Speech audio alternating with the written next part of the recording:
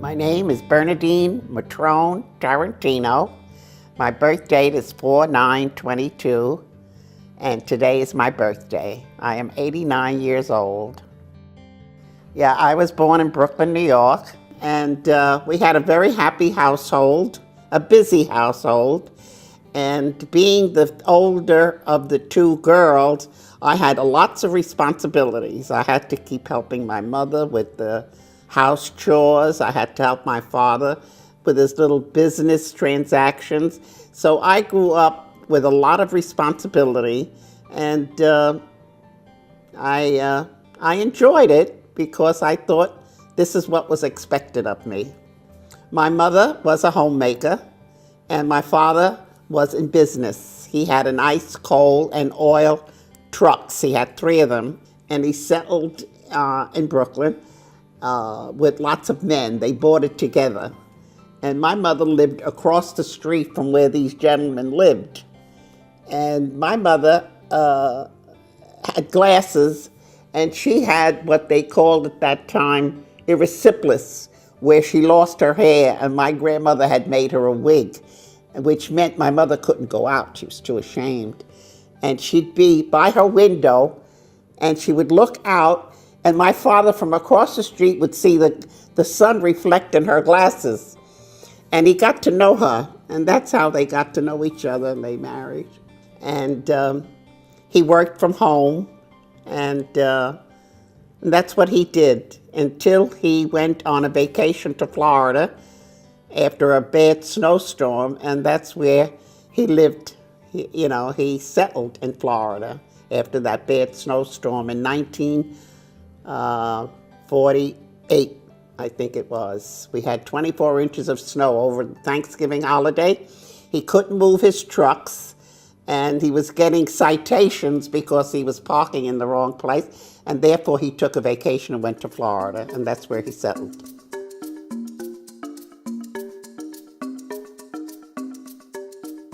My father took his first vacation in 33 years when he went to Florida. And other than that, what my father would do in the summertime, he would put all the family on his truck, and my mother would cook early in the morning and would go out to the beach. And that's what we did. We'd spend it out to Long Island with clam and crab, and we'd play baseball, and we'd eat, and we used to have lots of fun. And that was our vacations, really,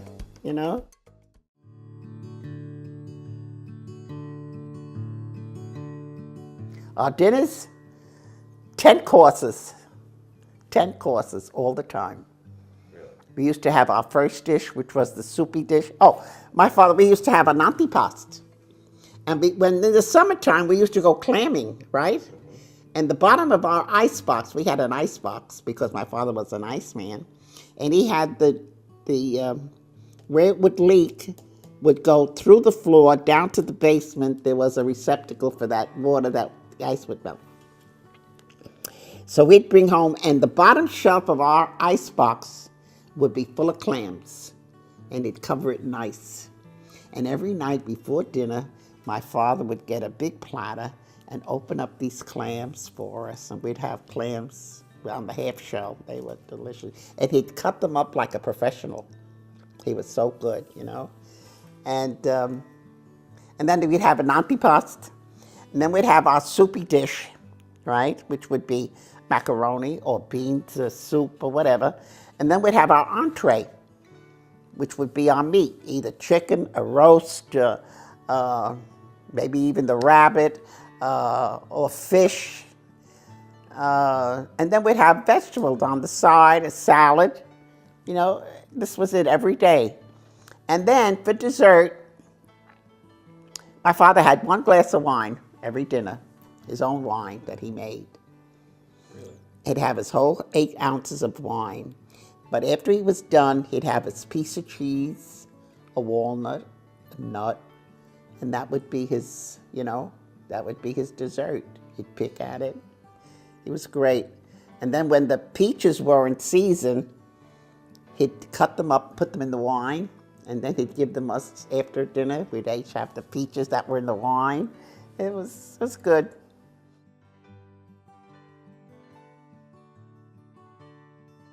My brothers, they were raised where they helped my father with the business. In the mornings before they went to school, they had to go out helping him deliver ice and coal. And then he would come home, they would change and bring them back to school. So they worked hard also. But we all got along. We were, as I said, we were a happy household. You know, my father and mother were good to us. And I loved school. That was really my way of getting away from all the chores. I loved school. That was fun for me. And I did well. And we went to Catholic schools. And then I went to a Catholic high school with a scholarship. And I loved that also. And that was part of my growing up. Then I met my husband when I was 18. And I was married by the time I was 19 and a half.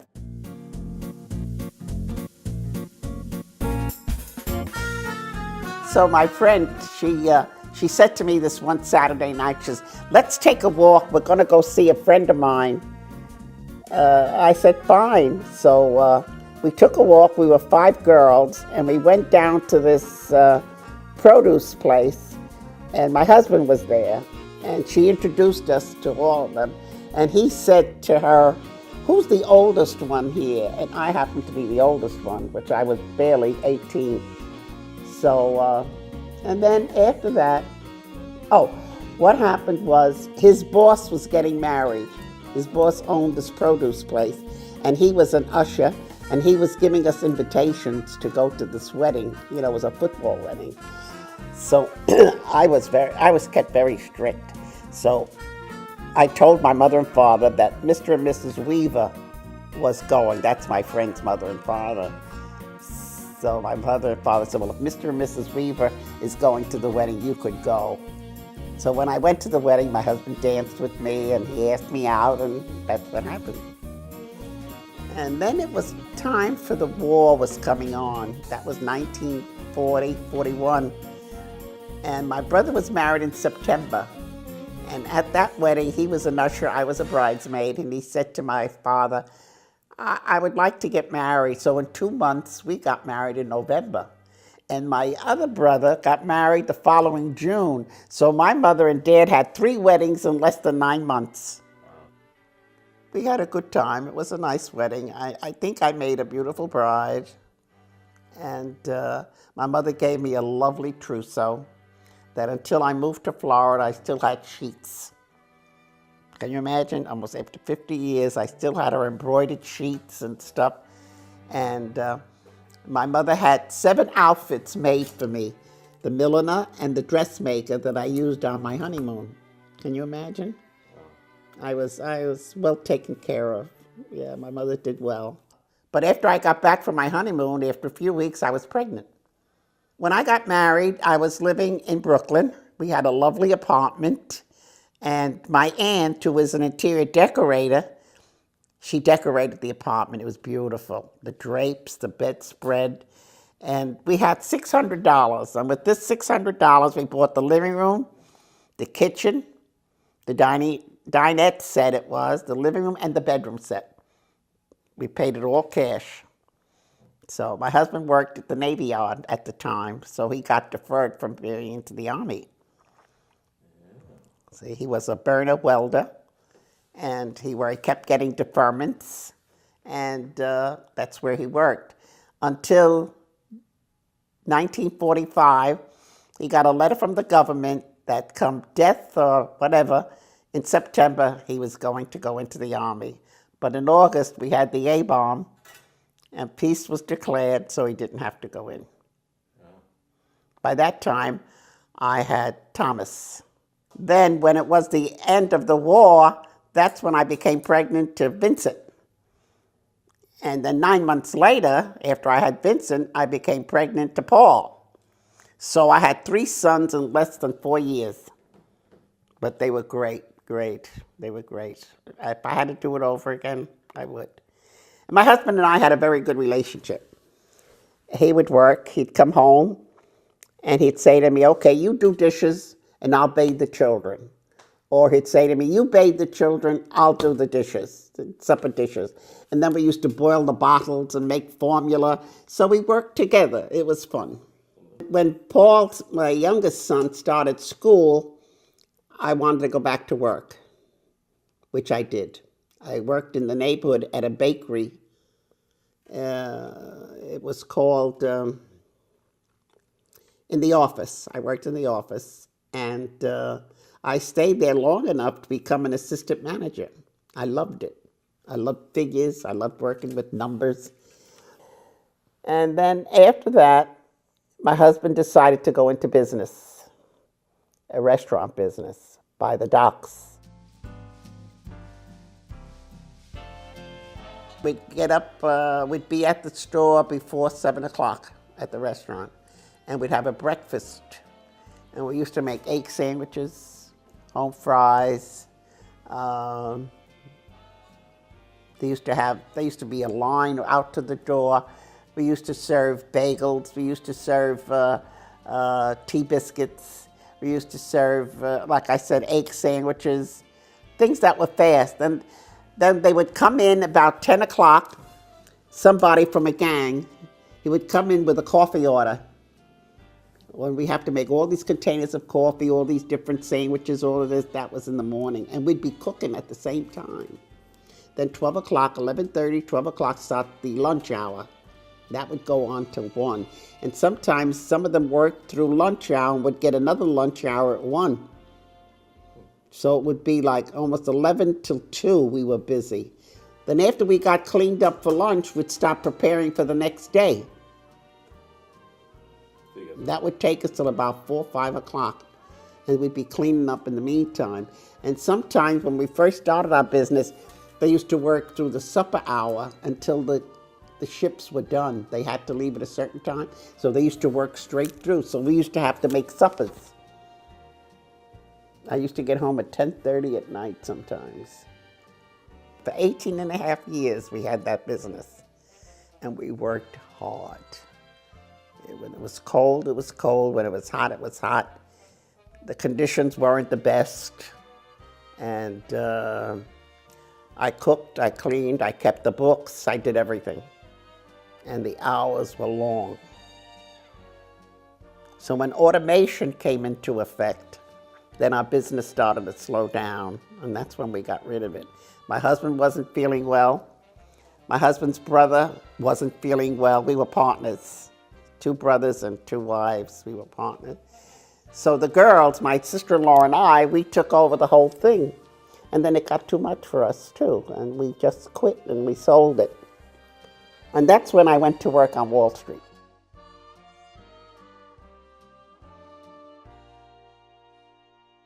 And I went to work at Wall Street, and I was in the accounting department for Bache and Company. I loved it. I loved it. That was the best 5 years of my life. And while I was there, my boss said to me one day, "What is your husband doing?" And I said, "Nothing. He had retired." He said, do you think he'd like to work for a little bit? So I said, "I'll ask him." So when I asked my husband, he said, "Sure." So he used to get dressed up in the morning and he used to go to work, but he was off the books and he loved it. And what was he doing? He was opening up all the mail that came from all the offices, because we were the main office. We had 182 different offices around the world, and all their drafts and all their statements used to come into us. So my husband had to open this mail and diversify it to the people that had to reconcile these accounts. And that was his job, and he loved it. He used to take me to lunch, and he used to say to me, "Your boss is taking you to lunch," because he used to dress up so snazzy. You know, he was good. And he said, "Now I know what my boys liked about Wall Street." He said, "I should have done this a long time ago."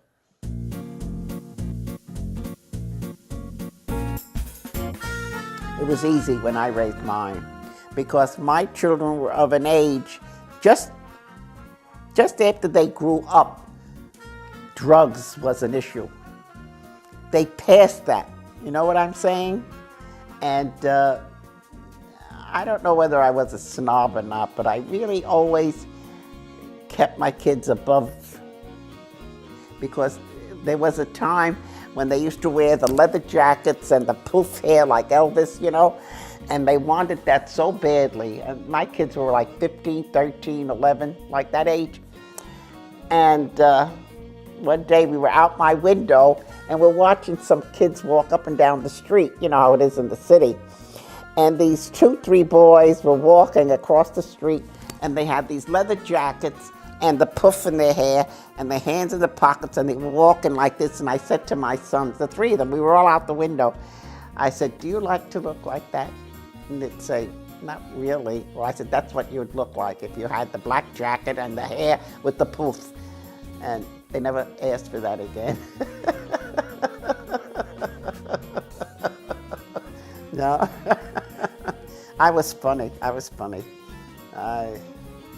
They had to polish their shoes and they had to wear coordinating colors. I was something with them, something. But they grew up. I was proud of them. See, when my kids were growing up, they used to go to, I lived here, and across the street diagonally was a park, you know, and they'd go there and they'd play basketball, they'd play, you know, as kids.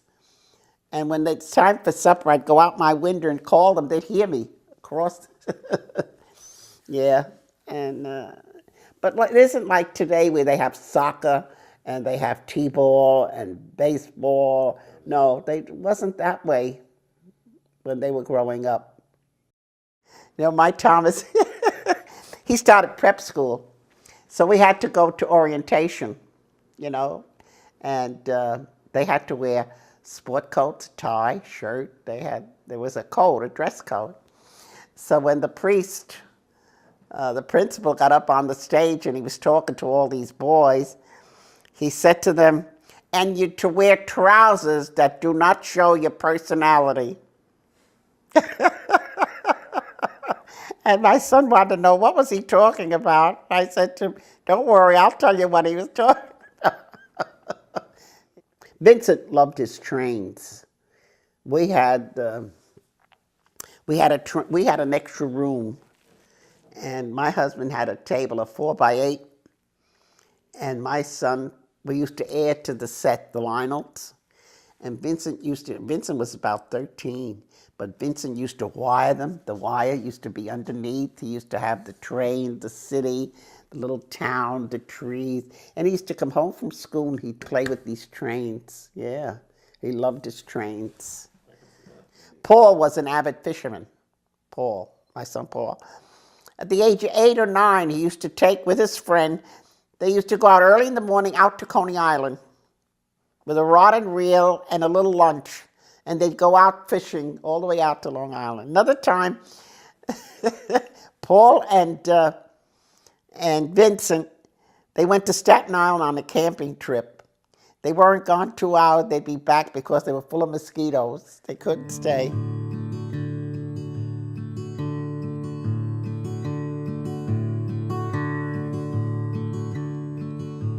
My husband had psoriasis. He wasn't doing well at all. He wasn't feeling well. So he retired. But what happened was that 2 weekends in a row, my house was burglarized. And this kind of left us, you know, that we had been invaded upon, you know. So what happened was my husband was going to the doctors frequently for his psoriasis. And he was given a shot in his knee and it became a staph infection. So he had to go into the hospital, get it operated on, and he had to drain it, and I had to take care of it. And what happened was we went to my son's house, and I used to have to bathe it, and I fell over a stool. But what happened, I broke my arm in here. I had a crack or whatever. So that's when I left Wall Street. And with the burglarizing, then we decided to retire to New Jersey. We sold our house and we moved to New Jersey. And that's where we had our retirement. And my husband lived for 4 years. He didn't like it at first. We were going to move back. But then he acclimated himself Got in with a few men. They played cards, and he felt better about it. And we stayed. He had 4 good years, but he ailed. You know, he had the psoriasis, then he had 2 bad heart attacks.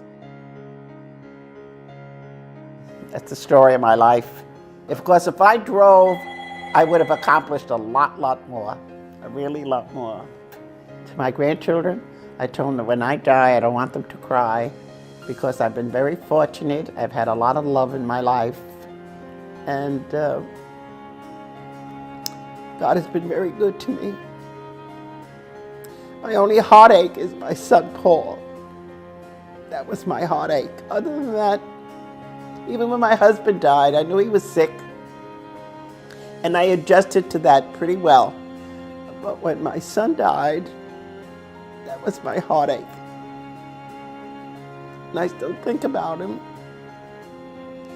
And I look at his children, and I see him. And Susan's been so good to me. She's like the daughter I never had, really. She's a wonderful, wonderful person. So like I said, I've been very fortunate. I've had a good life. I can't complain. I want to tell my children and my grandchildren and my great-grandchildren, there's nothing in life other than love. When there's love and respect, all the bad goes by the wayside.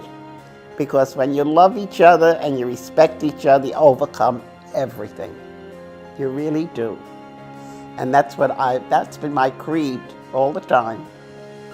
I love very hard. I tell my doctor that too. And he writes it down. He'll remind me.